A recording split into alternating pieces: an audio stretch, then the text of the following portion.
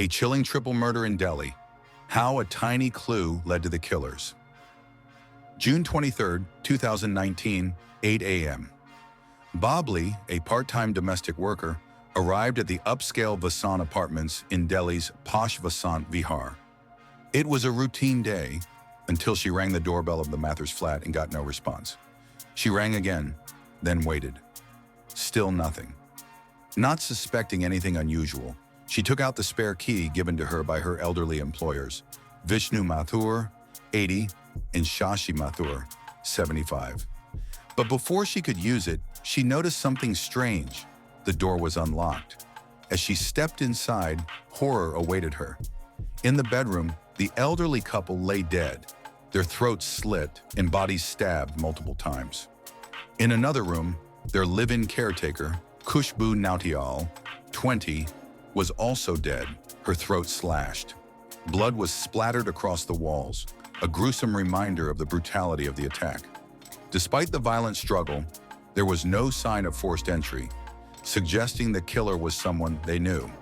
A misleading clue, the condom that almost framed an innocent man. While combing through Khushbu's room, the police found a single condom packet lying suspiciously on her bed. Neighbors soon revealed that Khushbu had a boyfriend who often visited. The police zeroed in on him, believing the attack to be a crime of passion. After all, why else would a condom be found at a crime scene? For 72 hours, police interrogated Khushbu's boyfriend and several acquaintances, but there were no signs of guilt. The suspect had a solid alibi, and there was no evidence linking him to the crime. The probe hit a dead end. Had the police been misled?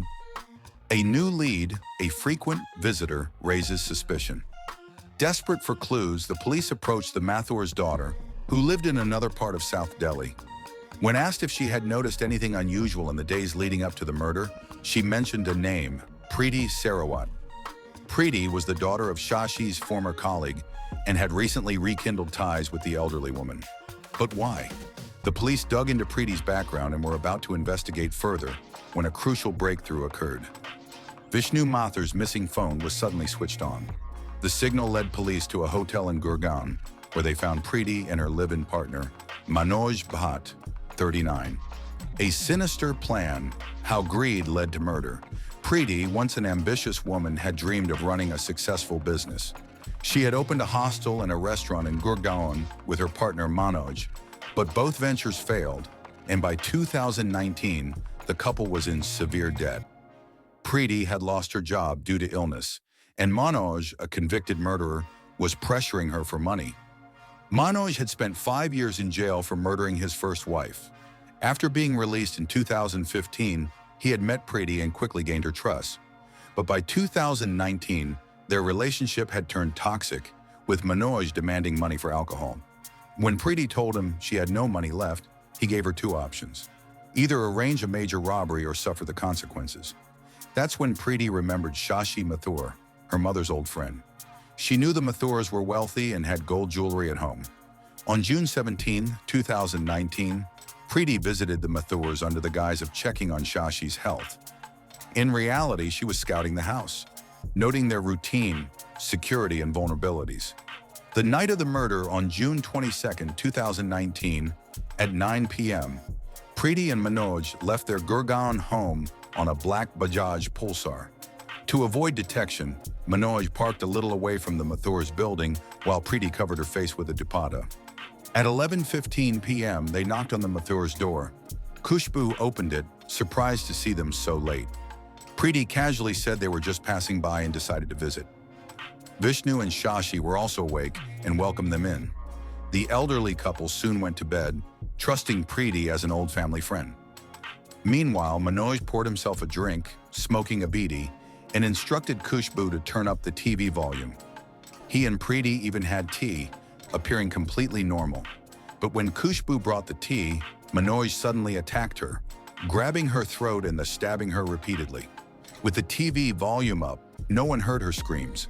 Next, Manoj stormed into the Mathur's bedroom, where the elderly couple had no chance to fight back. He stabbed them mercilessly, splattering blood across the room. After the brutal murders, they looted jewelry, including a gold chain with a Sai Baba locket, diamond-studded ring, a bracelet, and 4 bangles.